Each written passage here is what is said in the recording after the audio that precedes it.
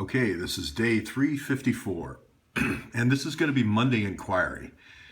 The reason why I say inquiry is I'm not going to make any statements, so this isn't speculation of any kind. I'll turn that off.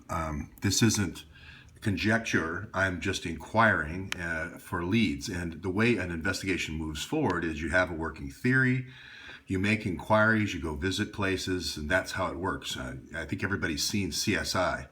So I want to clearly distinguish that this is inquiry, not something that I am speculating, okay? So this is Monday inquiry. I know I should have had metadata Monday, would have sounded better.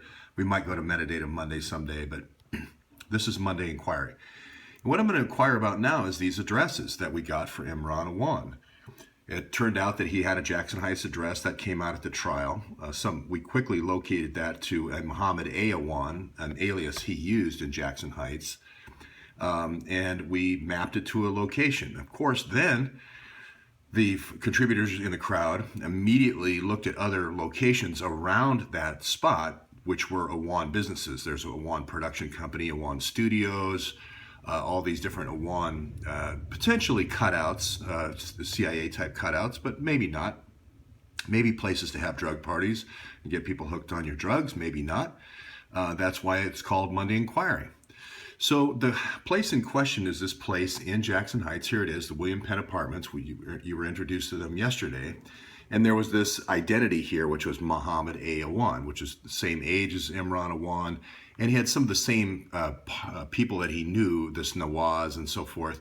So some of the people were similar, but I speculated, or inquired, as it may be, that this was just a cutout in Washington and a cutout in New York, so that anybody coming in from Pakistan to fulfill any role in any kind of cutout business could just step into the identity of Muhammad A. Awan.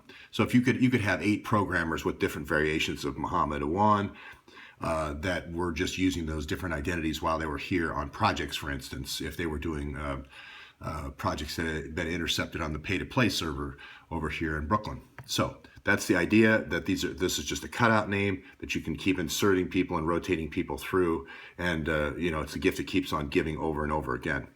And that way you can bring in lots of people on just one fake name. Now, of course, people immediately geolocated to other places near where that was. And here comes this Future Tech Diagnostic. I don't know what they do yet. I haven't had time to research it. Future Tech Diagnostic at this 7702 34th Avenue apartment B11, almost like, vitamin B11. Right, which is people noted as an unusual apartment number. So if you look at 7702 34th Avenue in Jackson Heights, and you compare that back to the address down here, which is going to be 35th, I believe, over here, 35th Avenue, it's, I believe, right across the street.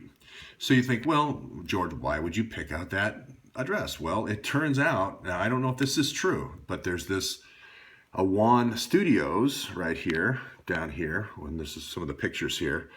Now, this is the perfect place for a pink cocaine party. I know everybody's saying that.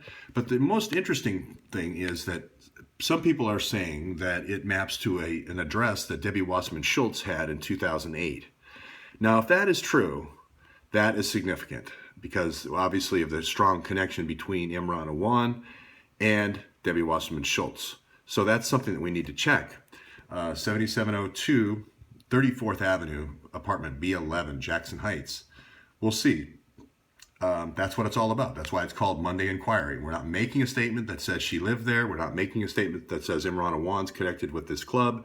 There's also Imran Awan or Awan Brothers Productions, I believe, a film company. I still don't have the address of that right now. But just looking into all these connections of potential cutouts in Jackson Heights. There's also this. It's almost, I posted on Twitter, it's almost a script like Friends. It reads almost like Friends, just change all the names to all the conspirators in our thing. You can see, REO Speedwagon Abbas on the couch, never wanting to leave, always asking for food. It's like a little sitcom, and it's called Jackson Heights, and it's about this, it's just all of our characters, pretty much. I mean, if you look at the character sketches, it's written around the people in our conspiracy. So it's really quite uncanny. If you can look on Twitter for that. Now, here is the really amazing thing that happened this morning.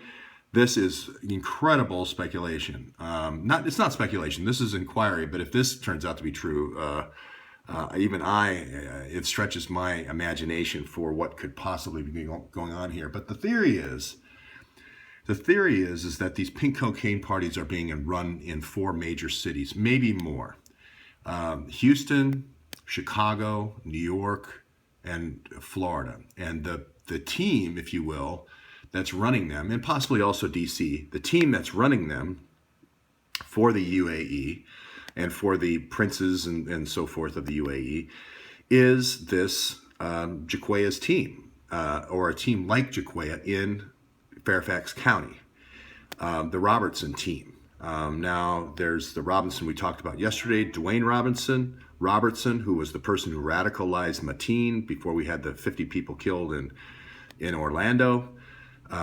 Was that a cover killing for the prostitution ring, a gay prostitution ring in Orlando? Who knows?